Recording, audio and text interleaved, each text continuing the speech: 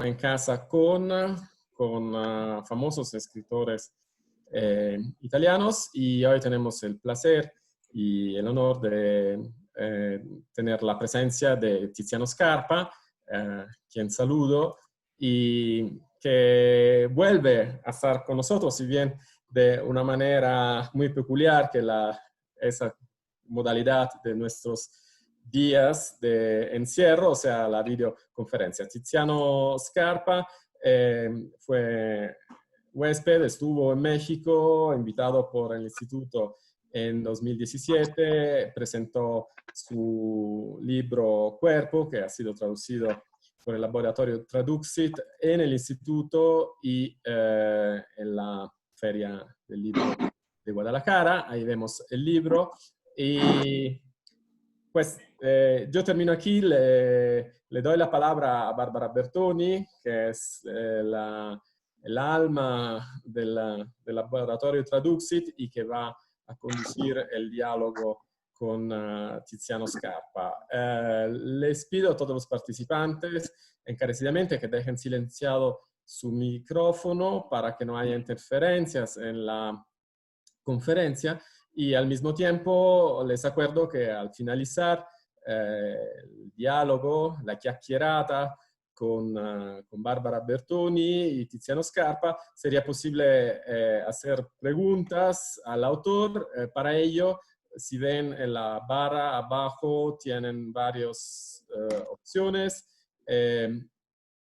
Hay chat, ahí en el chat pueden escribir la pregunta y se le va a activar su micrófono para que también la puedan decir hablando y escuchar la respuesta de Tiziano. Pues termino acá. Muchísimas gracias por estar con nosotros. Le doy la palabra a Barbara Bertoni y le pido a Tiziano que active su micrófono porque está en ese momento. Lo sé. Muchísimas gracias. Buenos días, muchísimas gracias Tiziano por aceptar nuestra invitación y muchas gracias a todos los que nos están siguiendo desde su casa. Presento brevemente a Tiziano. Tiziano Scarpa nació en Venecia en 1963 y se dio a conocer en 1996 con Occhi sulla graticola, que se tradujo en España como ojos en la parrilla. En 2009 obtuvo el prestigioso premio Strega gracias a su novela Stabat Mater. En 2005 fundó la revista Primo Amore tras su grata experiencia en el blog colectivo Nazione Indiana. Sus libros han sido traducidos a muchísimas lenguas y otro libro que se ha publicado en español, aparte Ojos en la parrilla y Cuerpo, es Venecia es un pez. Bueno, Tiziano, empezamos con el tema que nos obliga a vernos de esta forma. ¿Cómo te fue durante el lockdown, el confinamiento, que en Italia fue muy estricto? ¿Cómo organizaste tu vida cotidiana? ¿Pudiste concentrarte? Cuéntanos de tu experiencia de confinamiento. En un español muy improvisado, muy jazz, como música jazz. Ma como saben, Italia fue uno de los primeros países en Europa en tener la propagación del contagio en marzo. Durante 3 meses estuvimos encerrados en nuestras casas con reglas y restricciones muy, muy estrictas para evitar el contagio.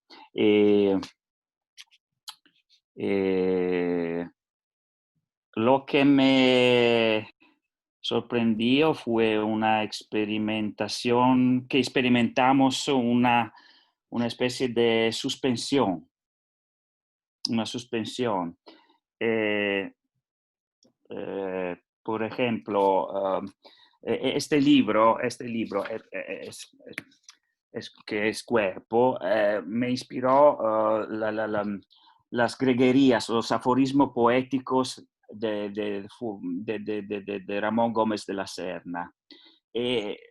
Está una greguería, un aforismo poético de Ramón Gómez de la Serna, que dice, si en la noche se quedase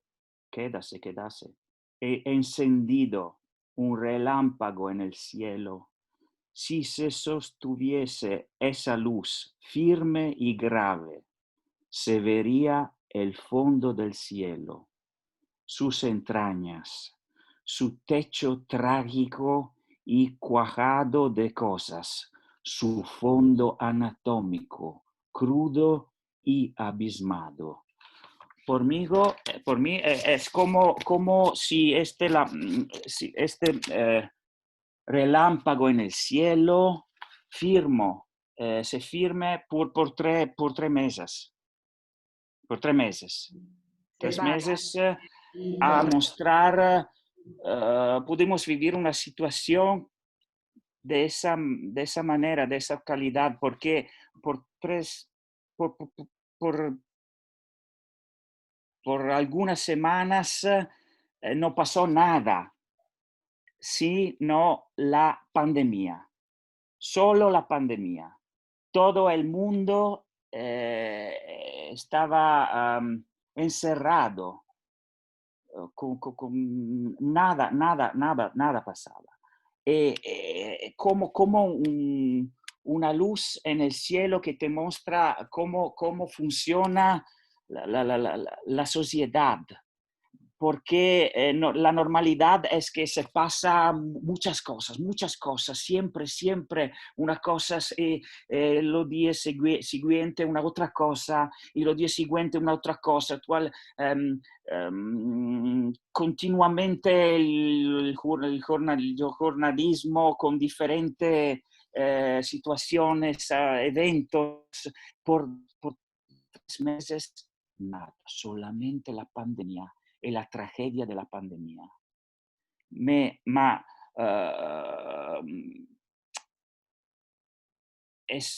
Tuvimos una oportunidad de meditar sobre el fondo trágico del cielo. ¿Cómo se dice? Alumbrado, iluminado. Por esto infinito relámpago, que no dura solamente un instante, un momento, ma que ilumina todo el cielo, el fondo del cielo. Es una metáfora, ma la metáfora que significa que ilumina todo, no se mueve, no se agita nada, y tú tienes la oportunidad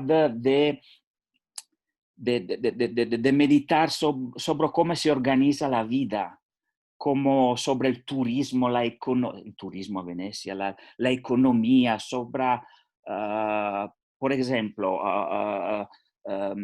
Italia tiene 300, necesita 300.000 personas que vienen de fuera de Italia cada año para trabajar en los campos,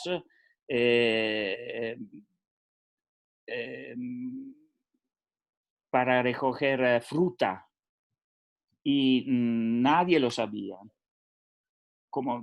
Porque con la pandemia los italianos se dieron cuenta que los italianos necesitan de 300.000 personas.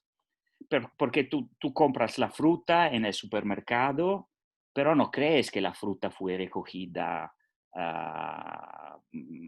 por alguien que viene de lejos, por ejemplo, de Rumanía u otros países. Es un ejemplo solamente. Un ejemplo que la pandemia con esto relámpago come si dice, que dura, que no, en el cielo, que te muestra el fondo trágico, la organización de la vida, que tú no mira normalmente. Es una oportunidad per me, insomma. Por mí ahora todo está, todavía puedo mirarlo, ¿no? Un ejemplo de cómo la suspensión de los consentimientos ha hecho que todo el mundo se pregunte, antes estaba ocupado con mis cosas, pero ahora que todo está firme, ¿no? Todavía puedo mirarlo el mundo y preguntarme cómo está organizada la sociedad, cómo funciona. Esta es la primera cosa que puedo decir. Una otra cosa, no so, me pregunta Bárbara, porque No, bueno, y en tu es vida, mejor tu español, por ¿cómo mí te es muy organizas? cómico. Mi manera de hablar es muy cómica. En tu Sí, es muy vida, cómico que sí. Quiero decir cosas seriosas, muy importantes, pero mi manera cómica. en tu vida cotidiana, en lo personal, ¿cómo te organizaste? ¿Cómo, no sé, a qué te agarraste para salir de esa tristeza, de estas esas Por sensaciones? mí no es tristeza, porque está trágica la situación, que los muertos, o sea, tremenda, los medidos, Las mi medidas. madre tiene 85 años, Ajá. la medida del contagio es tremenda, es terrible. Ma por mí no está muy diferente de la normalidad, porque escucha, una descripción de cómo trabajaba Eurípides, el gran autor griego de tragedias. Eurípides, eh, para escribir sus tragedias, solía ir al fondo de una cueva, iluminando la cueva solo con una lucerna, y para aislarse, como si hubiera tenido un ataque de locura o melancolía. Esta es la dimensión normal de la escritura. La situación de la escritura, como Eurípides, yo no soy como, como Eurípides, como Eurípides en la cueva, en el fondo, en el corazón de una montaña. Es una especie de símbolo, de un emblema de la condición normal que vives cuando imaginas una historia, para escribir. Es como ir al fondo de una cueva habitada solo por tus propios fantasmas, personajes. Pero yo creo que cuando escribo nunca estoy solo. Porque escribo palabras. ¿Y qué son las palabras? Las palabras fueron inventadas por personas que vivieron antes que yo, en siglos pasados, porque la escritura es también una forma de hablar a la humanidad que vivió antes que yo, y de hablar también a la humanidad que vivirá después de mí. Eh, le pondré un ejemplo que no sé si funciona también en español. El verbo pagar. Yo te pago, ¿no? Te pago. Pagar en latín viene de pax, pacis, paz, la paz.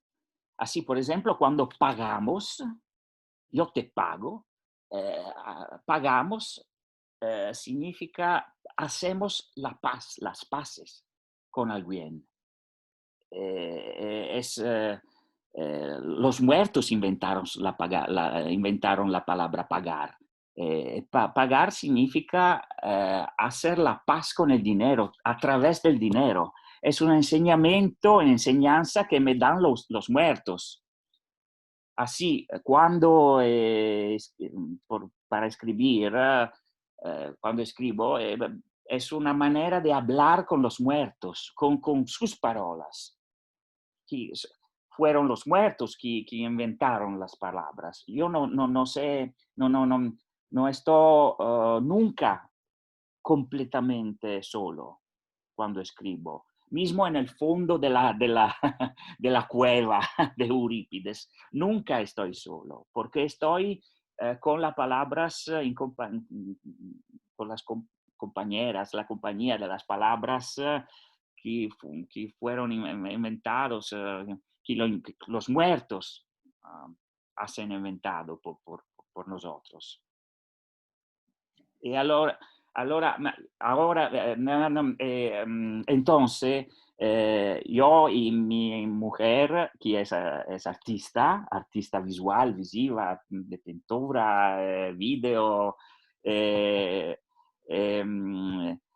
por nosotros fue como una especie de residencia por artistas, por escritores, concentrado sobre sus obras. Muy bien. Escribiste mucho sobre Venecia, casi todas tus novelas tienen como telón de fondo a Venecia, y la describiste en Venecia es un pez, una guía. Durante la pandemia vimos imágenes de Venecia que por un lado cobró el aspecto de una ciudad fantasma, pero por el otro lado conocimos a una Venecia con canales limpios, donde nadaban los peces. Como mexicano y como escritor, cuéntanos unas impresiones de Venecia durante la pandemia? De Venecia, ma los canales limpios, la verdad es que es ecológicamente mejor. La verdad es que, ¿cómo se dice? Le barche, ayúdame a traducir, por favor. ¿Cómo? Los barcos. Le, Las barcas, las lanchas, sí. Sí, las barcas, las lanchas, exactamente, sobre todo a motor, mueven el fondo, el fango, Sí, el lodo. la melma, Sí, sí, fango, lodo, está bien. el fango de los canales. No es una cuestión ecológica, es solamente por transportar todo que necesita por vivir. Normalmente las barcas mueven el fango. No es que Venecia es de un golpe limpia por la motivación ecológica. Es solamente que sin las barcas no está el fango y los canales estaban limpios. La situación, las grandes naves de cruceras, los cruceros, no estaban los cruceros. Por el aire estaba muy limpio, porque es increíble. Venecia no están automóviles, todo el mundo lo sé, que no tenemos automóviles. El aire, uno cree que el aire es limpia, no. Venecia es la tercera ciudad de Europa, la muy dei porti navali. Los puertos. De los puertos navales en Europa, que es la más contaminada. sí, contaminada en el aire. Que es increíble porque no hay automóviles, no hay carros. Ma porque los enormes cruceros contaminan el aire. Sí. Y no hay cruceros en la pandemia, el aire es limpia, el aire si limpia. Ma la imagen, la más fuerte, por mí no fue la Venecia, ma me llamó la atención la gente, los personajes que estaban solos. Por ejemplo, el Papa que celebraba la misa solo, o los juegos de fútbol sin público, o los conciertos en las plazas desiertas, Bocelli, todos solo en la plaza de Milán. Porque mostraban lo esencial, lo absoluto de las cosas. No se hacen las cosas porque hay público. Si no hay público, el fútbol, el Papa, los músicos, ¿no? Que si no hay público, ¿qué significado tienen las cosas? En particular, el Papa solo en Plaza de San Pedro me impresionó mucho porque estaba solo ante Dios, el Papa y Dios, sin los fieles. Él y Dios. Estaba muy fuerte como imagen, muy fuerte. Diría que es la imagen más fuerte que he visto y me enseñó a preguntarme también cuál es el punto esencial de mi trabajo. Cuando no hay público, no hay lectores, los lectores son fundamental naturalmente por la literatura, por los libros, pero ¿qué significa mi trabajo en absoluto? ¿Cuál es lo esencial, el significado esencial de hacer las cosas cuando no hay gente, no hay público, cuando tú es solo enfrente a tus obras, a tu actividad normal en la vida? Esta es la imagen la más fuerte que tengo de la pandemia. ¿Qué leíste Non so se riesco a comunicarla hacia arriba, Bárbara. Muy fuerte como imagen. ¿Qué leíste durante el confinamiento y qué buenas lecturas nos aconsejas en esta? Durante el confinamiento, la verdad es que no he leído mucho, pero he escrito. He leído solamente cosas muy breves, Breves. como poesía, poemas, poesía. Poesía. Porque, no sé,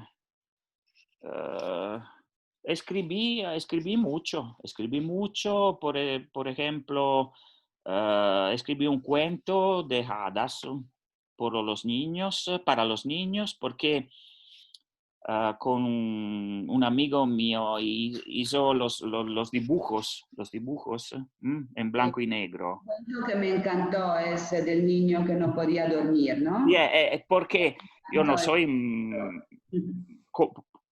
me soy preguntado cuál es mi contribución, mi pequeña contribución para ayudar a la gente. No soy como dire, un medico, non soy, come dice, infermiere. Enfermero. Enfermero. E, escribí esta cuento de hadas porque gratuitamente, naturalmente, como un regalo, porque con la stampante, la posibilidad de imprimir, de estampar, de imprimir los dibujos en blanco y negro con los personajes y la historia, naturalmente, para colorarla, porque los niños que se encerraron en la casa, pobrecitos, se volvieron hidrófobos. Y mi pequeña contribución fue inventar, escribir un cuento de hadas por entretenimiento de los niños. Sí. Me escribí una obra que he querido terminar hace mucho tiempo y así me centré en mi trabajo. Pero debo decir que esta segregación correspondía un poco a un lado de mi carácter, que tiende a cerrarse y concentrarse para estar solo en compañía de las palabras, como he dicho.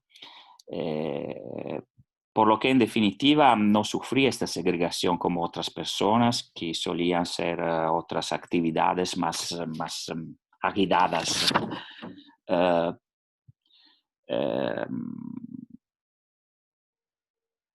Para leer poesia breve, la sola cosa che sono riuscito a fare como lector, como... Muy bien, ahora sé que vamos a hablar de cuerpo, sé que te preparaste una lectura. Bueno, cuéntanos de dónde surgió la idea de escribir ese libro, qué es más lo que más te satisface de ese libro. Tengo algunas pequeñas notas por la expresión en español.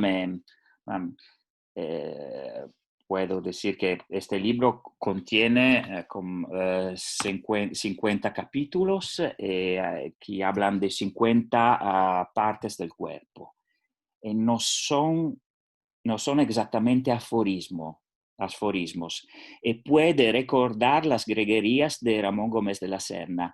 Ecco, eso è un consiglio di lettura por la pandemia, porque son muy breves. Las greguerías de Ramón Gómez de la Serna son muy breves. ¿Cómo se dice frasi, Bárbara? Frases, oraciones. Frases, intuiciones poéticas. Los aforismos filosóficos contienen verdades morales, verdades filosóficas, anotaciones conceptuales. No es las greguerías de Ramón Gómez de la Serna son intuiciones, ideas poéticas, intuiciones poéticas. Un ejemplo.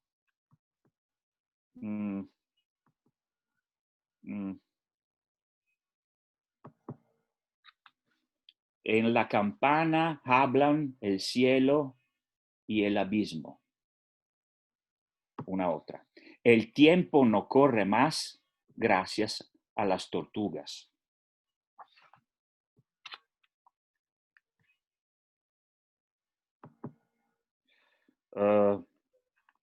El pan duro es como un fósil recién nacido.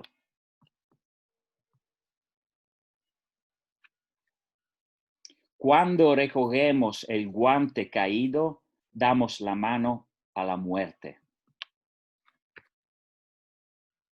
Eso es muy rico, muy, come si dice, molto bello, muy hermoso, muy... El primer beso es un robo.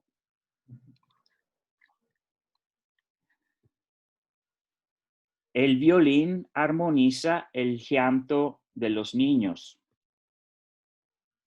El piano siempre está vestido de etiqueta.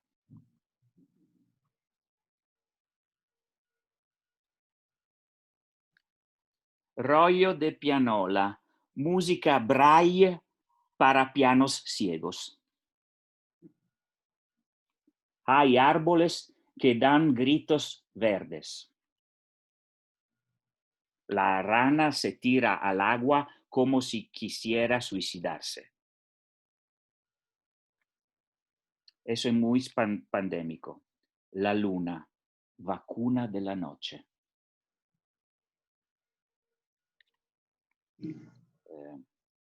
Otro, Luna, cinematógrafo con películas viejas. Ma stai migliaia, miles de frases, de greguerías. No son aforismos, son intuiciones poéticas.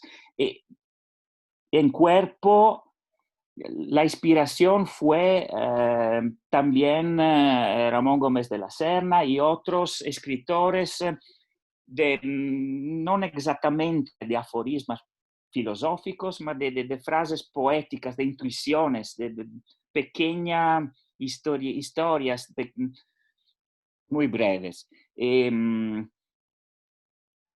Las greguerías es como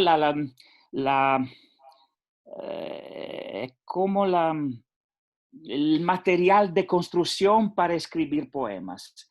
Son frases que parecen pensamientos puros, similitudes, analogías,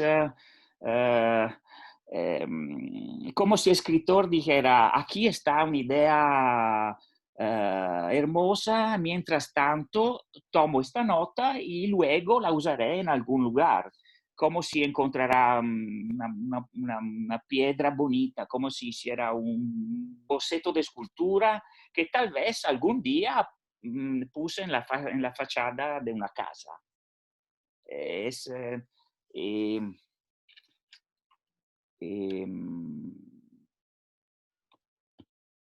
El índice es muy significativo, yo creo, porque el índice es ombligo, axilas, rodillas, párpados, pezones, dientes, testículos, nervios, pies, cabellos, muslos, cabeza, panza, orejas, granos, caderas, venas, boca, codos, pecho, músculos, cara, espalda, nariz, brazos, tobillos, etcétera, etcétera. ¿Por qué esta confusión, esta desorden?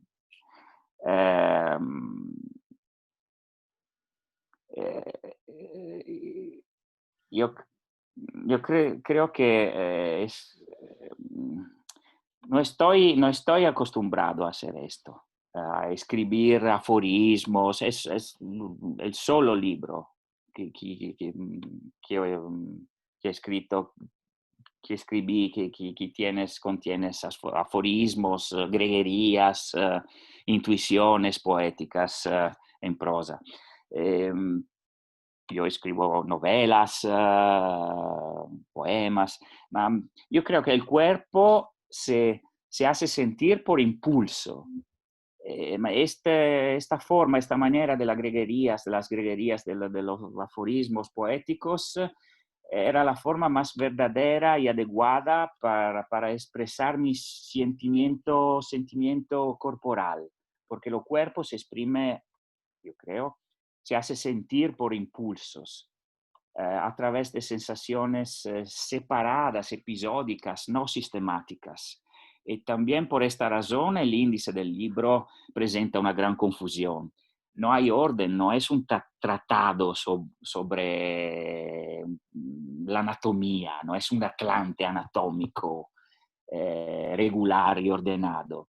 Cada parte del cuerpo nos da mensajes singulares, dispersos. Por ejemplo, En este momento yo estoy sentado y siento que mi espalda me dice, me estoy apoyando en la silla.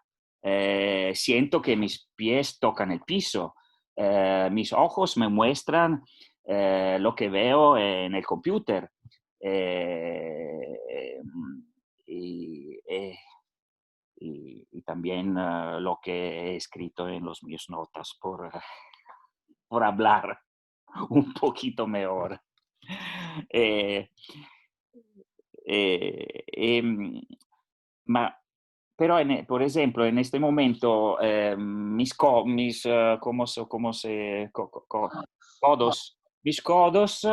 están en silencio, no me dicen nada, no se hacen oír, y muchas otras partes de mi cuerpo.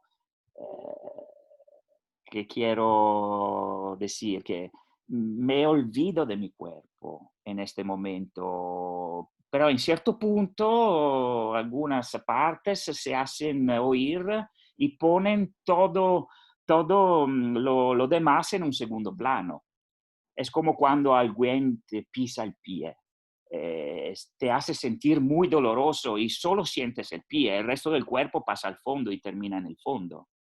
Entonces, en este libro pensé que la mejor manera de expresar mi experiencia corporal era dar una descripción dispersa.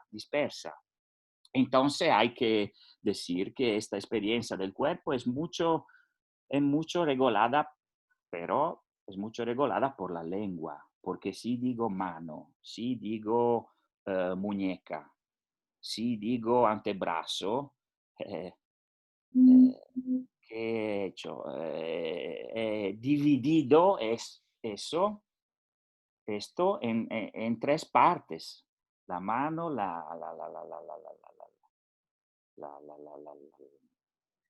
muñeca. el brazo, la muñeca. Mi cuerpo no está dividido, no está dividido. No tiene límites. Pero las palabras que fueron inventados por los muertos, la gente que ha vivido antes que nosotros. Las palabras nos hacen cortar nuestro cuerpo en partes, nos hacen creer que tenemos partes separadas. Esta experiencia, el sentimiento corporal, en esta forma, era la más adecuada, yo creo. ¿Y quieres leer algo de cuerpo? Sí, es una otra actitud, una manera, una forma que usé para escribir este libro es lo que se llama extrañamiento o alienación, extrañamiento. Ver las cosas como si fuera la primera vez. Porque yo, como todos, nací y crecí en este organismo que pertenece a la especie humana, pero podría haber sido otra persona, especialmente otra cosa. Por eso, si miro mi mano, puedo pensar que es una estrella de mar, un cangrejo, una araña de 5 patas, un pulpo, una alga marina. Quiero decir que hablo de mi cuerpo desde dentro, pero como si fuera un residente, un inquilino, un extraño que está asombrado y maravillado de la casa en la que está. Entonces, algo que quiero decir sobre la palabra recurrente de este libro, que es la más recurrente, es mi cuerpo, mi mano, porque estos adjetivos no indican posesión, sino relación. Como cuando decimos que esta es mi ciudad, no queremos decir que somos los señores, los dueños de la ciudad. sino que es la ciudad donde vivimos, la que está relacionada con nosotros. Esto, el significado, la más recurrente palabra, mi cuerpo, mi ombligo, mis cabellos, mis cabellos no está alguna relación con los cabellos. Es una vieja relación del autor, una nostalgia, un capítulo muy melancólico. Si quieres, puedo, más que hablar, leer una pequeña página.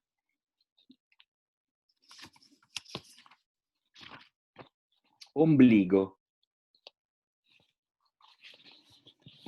Mi ombligo está situado en el centro de mi barriga. Mi ombligo es lo contrario al pozo de San Patricio. Medirá, a ojo de buen cubero, 1,5 centímetros. No se hunde en sí mismo, no hace un misterio de sí. Es honesto y leal. No tiene nada que esconder. Los demás orificios de mi cuerpo se empeñan en hacerse los interesantes.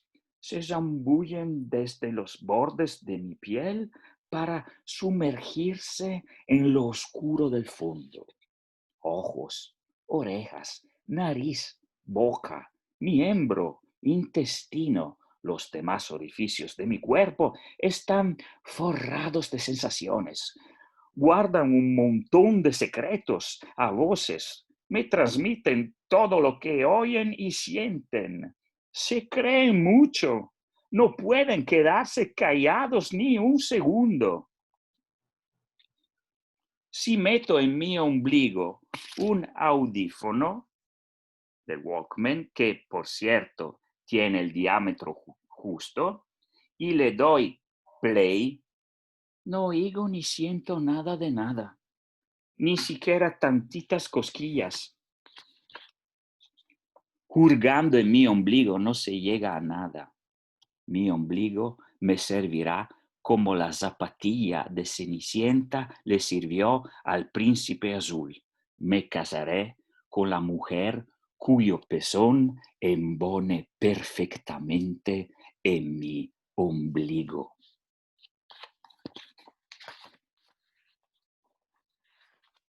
Por ejemplo, párpados. Párpados. Mis párpados son 2 guillotinas que le cortan la cabeza a la luz. Mis párpados son 2 bocas que arrancan las imágenes a mordidas.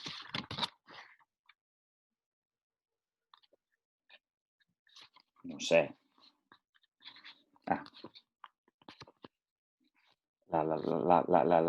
El capítulo más trágico, más melancólico. Cabellos. Mis cabellos ya no me quieren. De uno en uno se tiran desde la cornisa del 7º piso. Se estrellan contra el suelo y asustan a los transeúntes. Arrollan corrillos de ácaros dermatófagos. Hacen una matanza de bacterias suelópodas. Cabellos, ¿por qué me abandonan? ¿Qué mal les he hecho? ¿No los he tratado según sus deseos? ¿No les he dado suficiente amor? Mis cabellos se suicidaron en masa. La secta obedeció la orden del gurú. De pequeño, Fray Ticio Greñas era un cabello cualquiera. Creció en medio de los escuincles de la calle, en la cima de Bichola. Un día de otoño comenzó a difundir su religión perversa. pregonó a los cuatro vientos su descabellada herejía, predicándolo en la plaza principal de mi cabeza. Una buena mitad de la población se dedicó en cuerpo y alma al nuevo credo. Mechones de personas dieron el salto a la oscuridad de la fe. Las ráfagas de viento del norte barrieron como hojas arrugadas las reuniones de fanáticos. Los desgarraron y elevaron a las alturas, envolviéndolos en el rizados remolinos de exaltación mística. Ahora la plaza está desierta. Mis cabellos profesaban la esperanza de una vida mejor. Corrieron a trasplantarse en su tierra prometida, donde resurgirán como delicadas antenas de mariposa, mórbidos pelos de vagina, pequeñas arpas para cortar en rodajas los huevos cocidos. Mis cabellos vivían como esclavos en un país extranjero. En las noches me parecía oírlos murmurar nenias nostálgicas. Me llegaba una especie de eco, lamentos por su condición de exiliados. Me acostaba atormentado por oscuros sentimientos de culpa. La cáscara de mi cráneo era pinchada por miles de alfileres. Malos pensamientos hundían sus raíces en la corteza terrestre. Cárcomas taladraban el huesco, lo desfondaban extendiéndose en la masa gelatinosa. Mis cabellos crecían hacia el interior. Una madeja enredada sustituía a la ordenada red de mis sinapsis.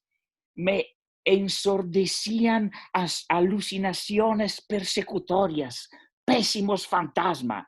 Yo no lograba conciliar el sueño.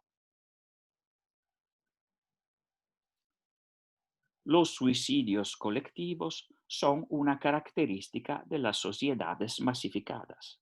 En las ciudades dormitorio se pierde el valor del individuo. Tal vez debí ocuparme de cada uno de mis cabellos, catequizándolos casa por casa en reducidos mechones, en vez de convertir una nación entera bautizándola toda junta con el champú. A mis cabellos no les gustó ser considerados una multitud indistinta, una cabellera. Debí alisarlos y acicalarlos uno por uno con un peine de 2 dientes. Cada cabello, según su inclinación personal, trazaría la trayectoria existencial que es solo suya. Mi cabeza se habría hecho crepé en una nube de destinos, una peluca de parábolas irradiadas en todas direcciones. Cada ser humano tiene un promedio de 100,000 cabellos que crecen medio milímetro al día. Cada día, en la cabeza de cada ser humano, crecen 100,000 de medio milímetro, igual a 50 metros de cabello. Cada día en la cabeza de la humanidad crecen 6,000 millones por 50 metros, igual a 300,000 millones de kilómetros de cabello. Poniéndonos todos de acuerdo, llegaremos a la Luna en 3 minutos, a Próxima Centauri en 3 semanas. Tenderemos un delgadísimo puente a través de la galaxia, una sonda tricológica, un rayo. A través de esta flamante fibra óptica enviaremos al espacio nuestros pensamientos. Dispondremos de nuevo agullón para inyectarle al universo nuestro veneno. Quizá mis cabellos no se suicidaron, se mudaron simplemente. Un día, de hecho, comenzaron a crecerme cabellos en el mentón. Luego, otro día, comenzaron a crecerme cabellos en el pecho.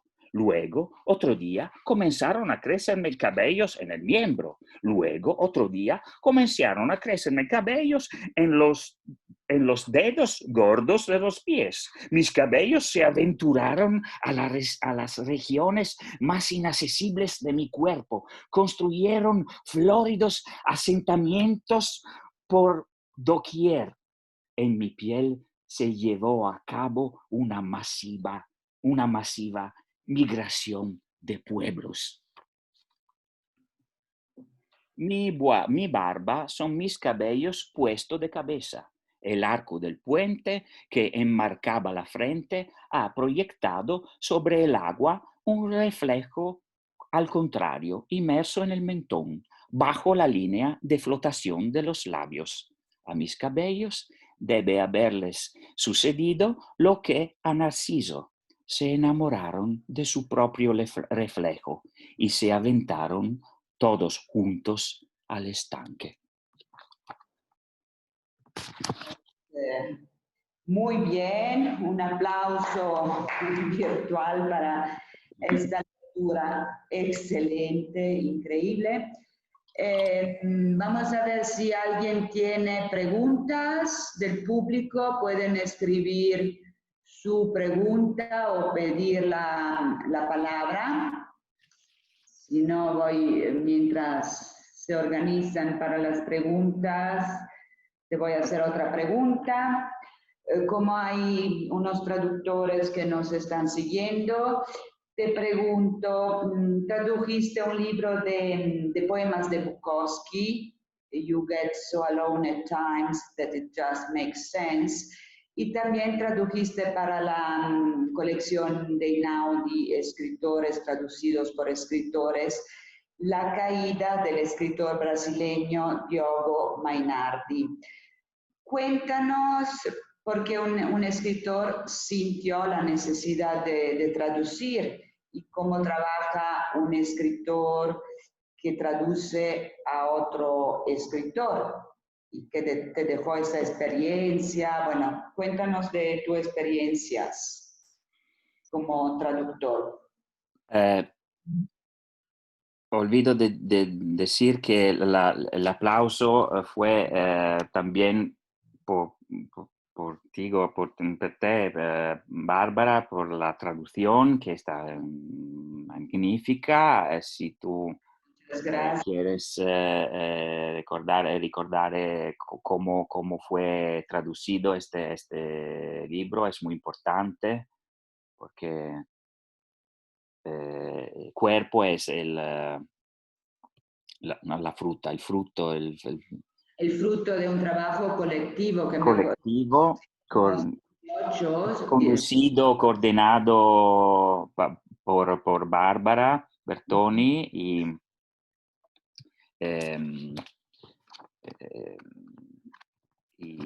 por un taller del laboratorio Traduxit. E Tomás Serrano Coronado. La experiencia, mi experiencia de traducción es muy pequeña, no es significativa, porque la casa de edición Minimum Fax que me preguntó de la traducción de Bukowski, ma fue un episodio porque no es fácil,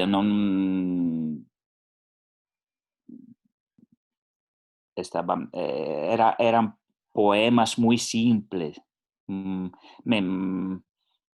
También el inglés americano no es nunca simple. Entonces, después experiencia, yo he comprendido que la traducción es una cosa muy, muy seria. No es posible improvisar. La caída es un libro increíble, muy, muy, muy, muy, muy simple. Eso es muy simple. Yo creo que cada italiano puede comprender, leer en brasileiro el libro. Porque yo no sé la lengua brasileira, no, ma es un libro increíble de la ah, muy triste historia del hijo, del primer hijo del escritor Giogo Mainardi, que nació con un problema por la culpa del médica italiana a Venecia. Estaba un hijo muy sano, con la salud, estaba bien, por la culpa del hospital, del médico, nació con un problema muy, muy, muy, muy importante. Y Giogo Mainardi ha escrito un libro muy breve, con frases muy, como una escultura de palabras.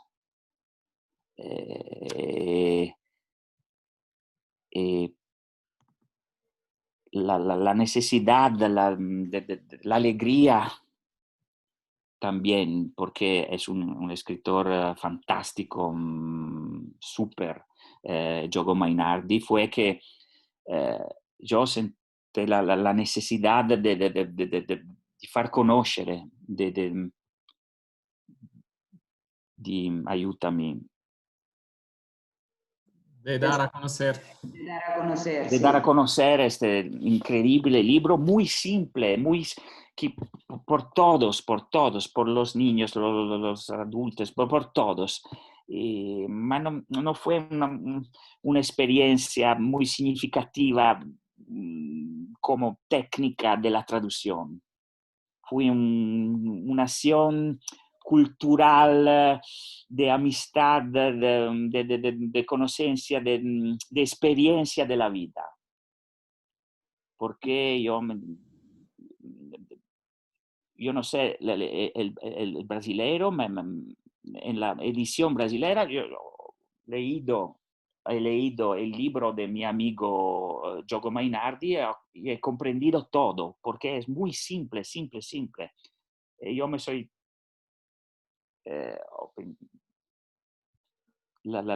mi pensamiento era, ese libro, todo el mundo debe conocerlo. Entonces fue la ocasión, la oportunidad de dar a conocer el libro a los lectores italianos. Ma en verdad, en conciencia, no eran experiencias significativas de traducción. Bueno, hay algunas preguntas. Pasamos la palabra o lo hago yo, a Nat. Perdón, Bárbara, la primera pregunta la hizo Leonardo, nuestro joven seguidor. Leonardo tiene 9 años.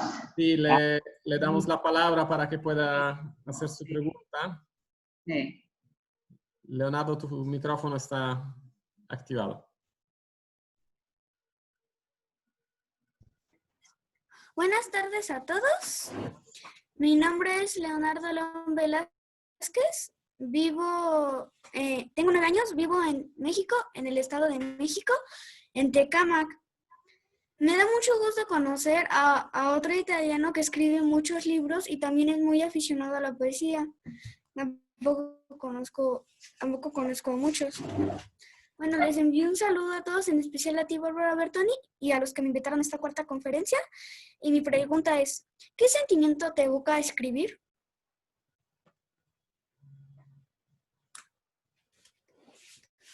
Che cosa mi ha spinto a scrivere? Sì, sì, cosa ti spinge a scrivere? Mhm. Come si dice gli adulti?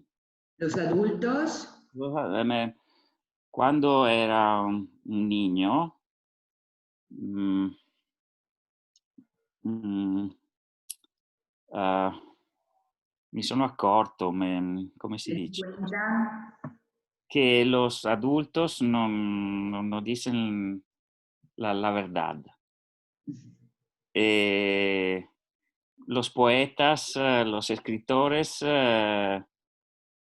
decían la verdad sobre la vida, sobre el miedo, sobre el amor, sobre las cosas hermosas, sobre la muerte, sobre la vida, la alegría, el dinero, la envidia. Los adultos non, no siempre dicen la verdad sobre la vida. Entonces, quería leer para conocer la verdad sobre la vida, la verdad del miedo, de la alegría, del amor, de la envidia, porque en la vida uno tiene vergüenza a decir, por ejemplo, no solamente las cosas, como decir, las cosas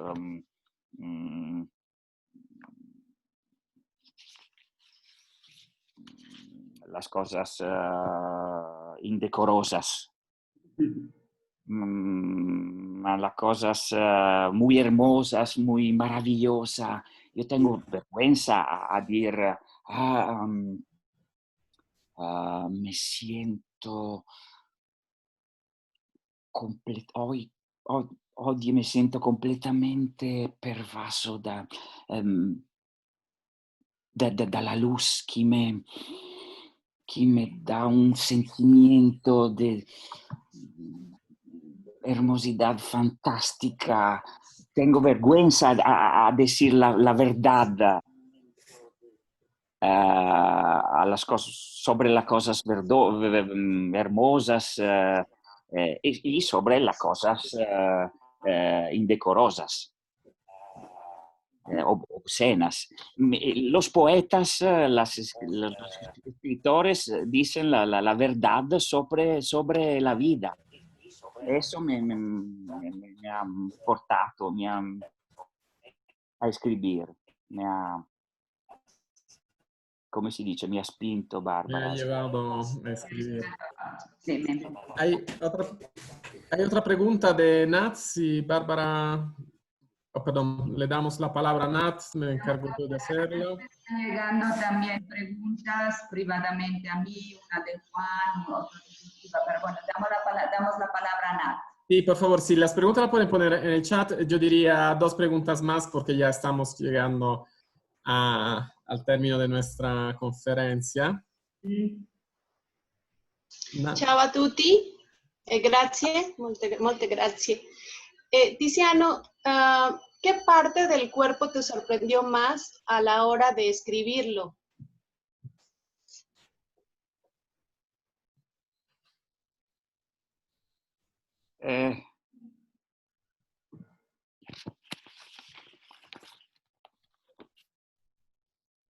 Un poquito el corazón, porque es un ejemplo que tengo vergüenza a hablar del corazón, porque por mí es un poquito, como dire, kitsch, stucchevole hablar del corazón. Cursi, un poco cursi. es muy fácil hablar, no sé, del sexo, o de los ojos, hablar del corazón no es fácil. Me ha sorprendido porque yo la decisión era, bien, yo escribo un libro sobre el cuerpo. Yo escribo venas, bocas, codos, pecho, músculos, caras, y a la fin la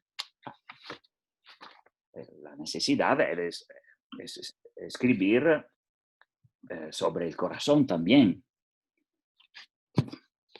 Yo, que escribo sobre el corazón, no es la mia natura. Bueno, Bueno, espera, hay una pregunta que me llegó privada de Juan. Juan, ¿le damos el micrófono o leo la pregunta? puede leer la pregunta porque no sé, Juan, quién es de los participantes, así que vamos un poco más rápido. Ahora dice, su novela Stabat Mater está llena de símbolos y arquetipos, lo que me ha llevado por su complejidad a pensar de inmediato en Lezama Lima. ¿Hay alguna inspiración del maestro cubano en su obra? Esa es la pregunta de Juan. Di quale?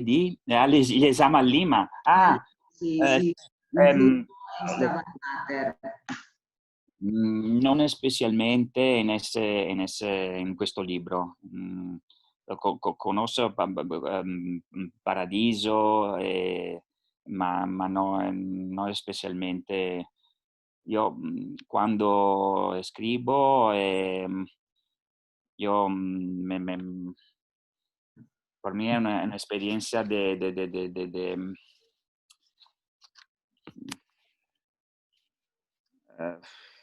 ¿cómo dire? Tiendo a dejarme fluir y a seguir la inspiración de una historia, sin modelos, sin inspiraciones de otros autores. A dejarme llevar por los personajes y sus deseos. Los arquetipos, los símbolos llegan después. No es importante. L'importante es la historia y dejarme fluir y seguir la inspiración de una historia. Y la historia de Stabat Mater era de una órfana, de una órfana en un orfanotrofio musical, histórico, porque yo nací en el mismo lugar, que viejos siglos era un orfanotrofio musical. Eso era importante por mí. Lezama Lima es un grande, enorme autor, grandísimo, enorme escritor, fantástico. Sí, muy bien. Otras preguntas. Alguien pregunta, alguien que que felicitó lectura, te felicitó por la lectura, dice, se necesita permitirse tocar espacios de locura para alcanzar esos pensamientos y palabras que conmueven tan profundamente. Se ci vuole un po' di pazzia? Esatto, sì. Sì.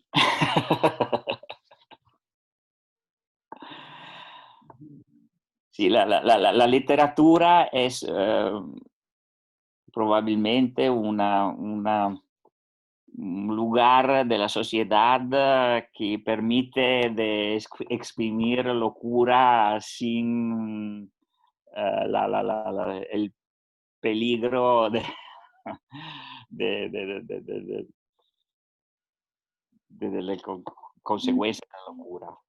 Consecuencias de la locura. Ma la locura no, la locura no es verdad, es la intuición, los pensamientos que no tiene lugar en los otros, que no tiene funcionalidad, lugar en la sociedad y que ser...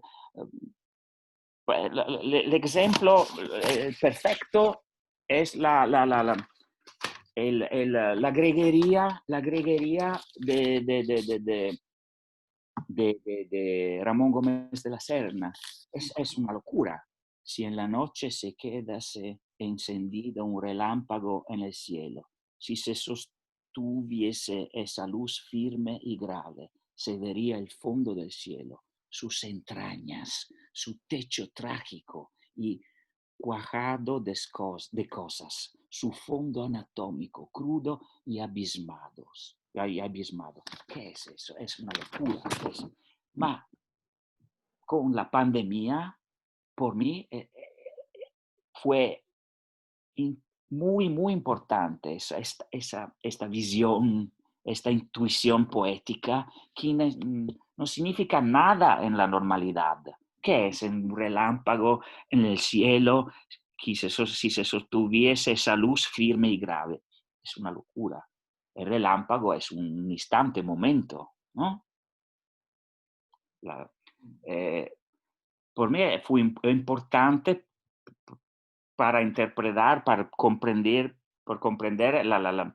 que se pasaba en la pandemia, un relámpago que firme y grave que se vería el fondo del cielo.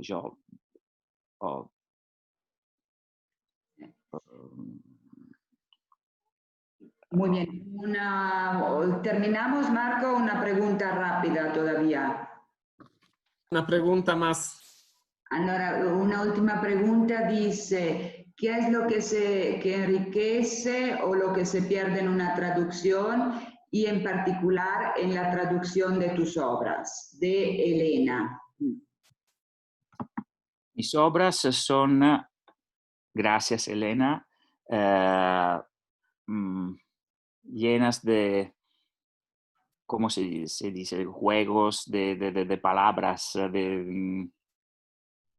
y que son más difíciles a traducir.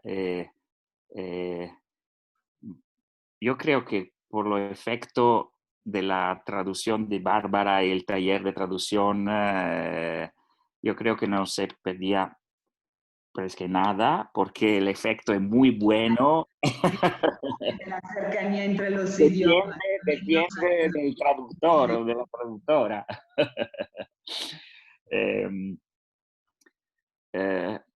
Es verdad que por mí la lengua es sonido, es escuchar la lengua.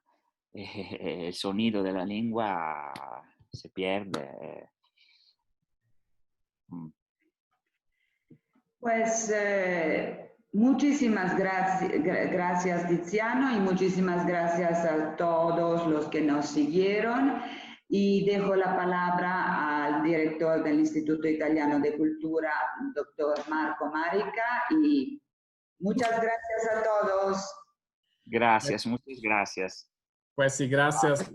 Gracias Tiziano, gracias Bárbara, gracias a ustedes por acompañarnos en estas conferencias que estamos organizando para quedarnos en casa, pero quedarnos en casa tratando de estar juntos de alguna manera a través de los medios que nos permiten hoy Zoom u otras aplicaciones. Pues, gracias, Leonardo. Aprovecho para hacer un poco de difusión de las... Gracias por invitarme. Gracias, Leonardo.